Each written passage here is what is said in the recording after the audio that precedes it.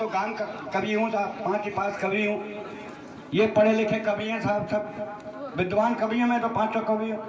लेकिन एक बात बताऊँ साहब, मेरे से और भी कोई अल्फाज ऐसे निकल जाए तो माफ़ कर देना, क्योंकि मैं 500 पास कवि हूँ।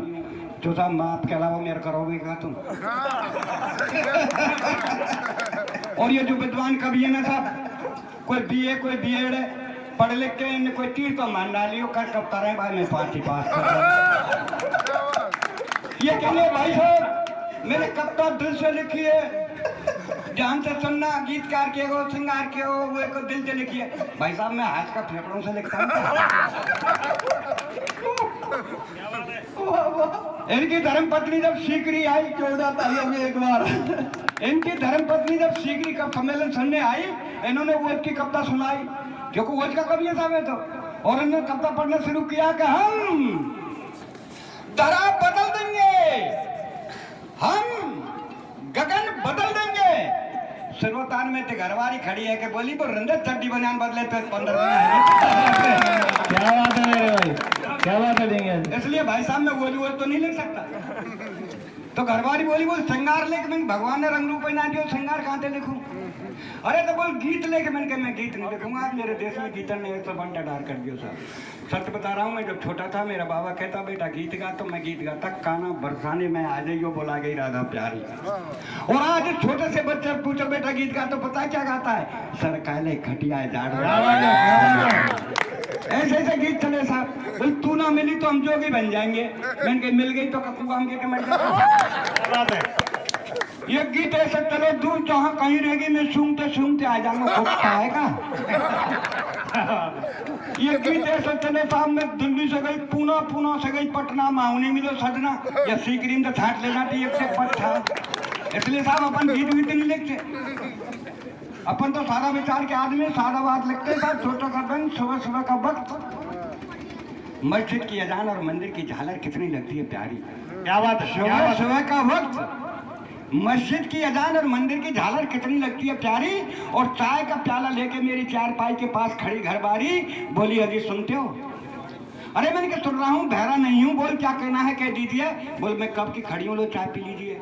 मैंने कहा सुबह का वक्त है, राम रहीम का नाम लेने दीजिए, इस चाय को 10 मिनट बाद दीजिए।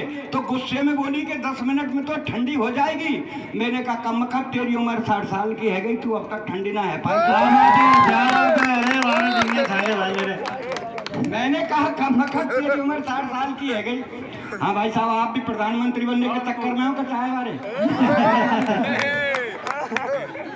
नहीं, इनका भी बेचारा कि मोदी जी चाय बेचते प्रधानमंत्री बन गए, इसका भी बेचारा कि मैं भी साथ प्रधानमंत्री बन जाऊँ। 4 पंक्ति मोदी जी के नाम। स्वागत भैया, स्वागत।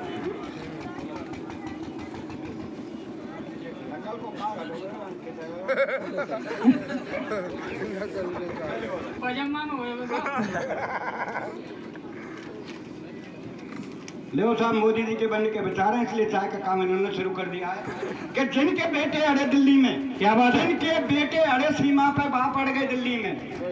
जिनके बेटे अड़े सीमा पे, उनके बाप अड़ गए दिल्ली में, और संविधान की धजी उड़ा के झंडा फहरा गए दिल्ली में। क्या बात है, क्या बात है, क्या बात है। संविधान की धजी उड़ा के झंडा फहरा गए दिल्ली में। अरे तेरे अरमानों की हवेली ढह जाएगी। अरे इन किसानों की मांगे पूरी कर दो, नहीं ये कुर्सी तक हिल जाएगी। क्या बात है, बड़ा सुंदर, क्या बात भाई।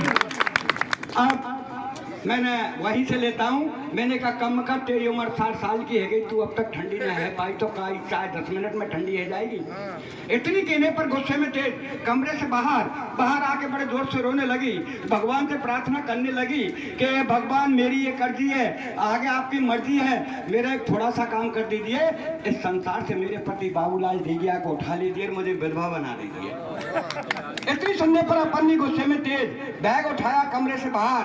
घरवाली बोली कहाँ जा रहे हो? भड़तार। मैंने क्या आत्महत्या करने? बोला आत्महत्या करनी है तो जल्दी कर लीजिए, आपके ही हित में होगा, और 4 दिन पीछे मरा तो तेरा दाह संस्कार नहीं होगा। मैं बोला कैसे? घरवाली बोली ऐसे कि मैं देख रही हूँ पर्यावरण का सीजन, और जब खाने पकाने को नहीं तो तुझे जलाने को कहाँ से लाऊंगी? क्या बात है, क्या बात। अरे मैंने कहा तू मेरे ईंधन की फिक्र मत कर, तेरा ध्यान किधर, मैं समझाता हूँ, आओ इधर। ठीक मेरे मरने के बाद शमशान घाट जाना और 5 हीटर रख के चली आना, बड़े बेटे को समझाना, बेटे जाना बटन दबाना और पापा को जला के घर चले आना। बोल ठीक है, तेरे मरने के बाद शमशान घाट जाऊंगी, 5 हीटर रख के चली आऊंगी, बेटे को समझाऊंगी, बेटा जाएगा बटन दबाएगा, तुझे जला के घर चला आएगा। पर एक बात बता, तू जलने के बाद पता नहीं स्वर्ग या नरक जाएगा। इस महंगाई में जो 5-5 हीटरों का बिल आएगा उसे का तेरा बाप चुकाएगा। क्या बात है, क्या बात है। भाई साहब, मेरा और सुरेश फौजदार जी का सौभाग्य से हुआ, हम दोनों इंटरव्यू देने दिल्ली गए। जब हम इंटरव्यू देने दिल्ली गए तो वहाँ नंबर मेरा आया पहले। वहाँ के चपरासी ने आवाज लगाई, बोले भाई कोई बाबूलाल डी गया। मैंने कहा सर मैं हूँ, बोल जाओ इंटरव्यू दे आओ। साहब मैं अंदर गया इंटरव्यू देने तो वहाँ के अधिकारी ने मुझे प्रश्न पूछा कि भारत के सर्वप्रथम प्रधानमंत्री का नाम। मैंने कहा साहब पंडित जवाहरलाल नेहरू।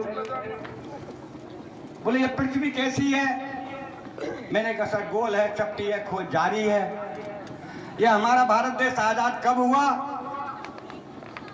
1857 से प्रयास किए गए, 1947 में सफलता मिली। बोल ठीक है बेटा जा, तू नौकरी लायक है। ये भाई साहब सुरेश जी क्योंकि तो जाट है ना साहब, बामन पढ़ाए बढ़िया पढ़ाओ, एक पढ़ाओ जाट लेवे देवे को नंबर आओ 16 दो नहीं 8। क्या बात है। ये बड़ी बुद्धि से कान से सुन रहे थे इन मेरे प्रश्नों को। तुरंत इनको आवाज लगी। अधिकारी जी ने इनसे पूछा आपका क्या नाम है? ये बोले पंडित जवाहरलाल नेहरू।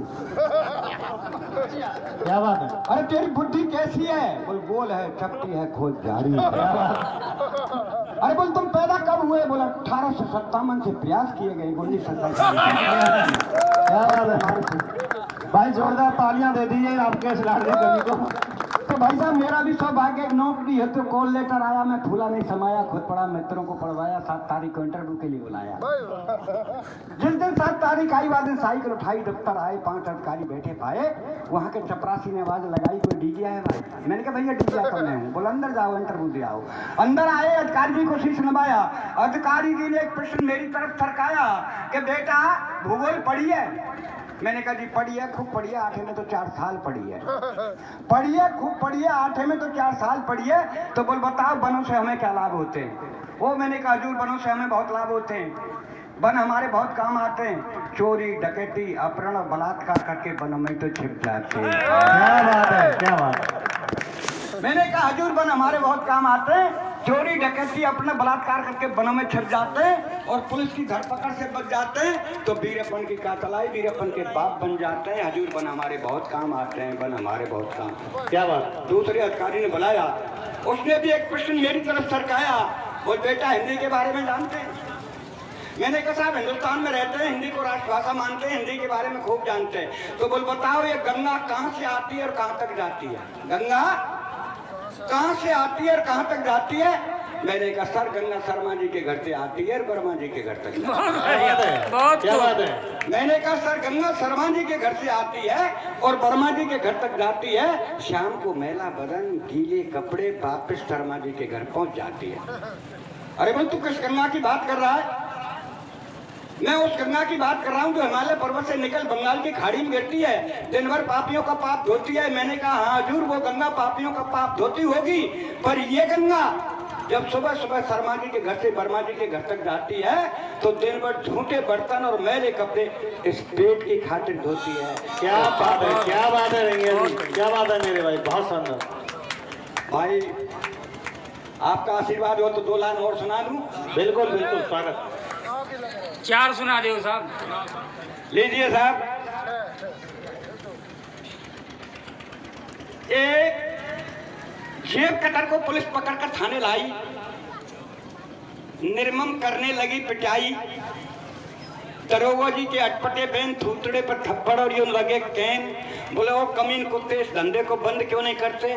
बोल देख पुलिस की पिटाई से तेरे बदन का ये क्या हाल है? और जेब कतरा बोला हजूर इस धंधे को बंद करूं तो करूं कैसे करूं, इस पापी पेट का सवाल है। क्या बात है।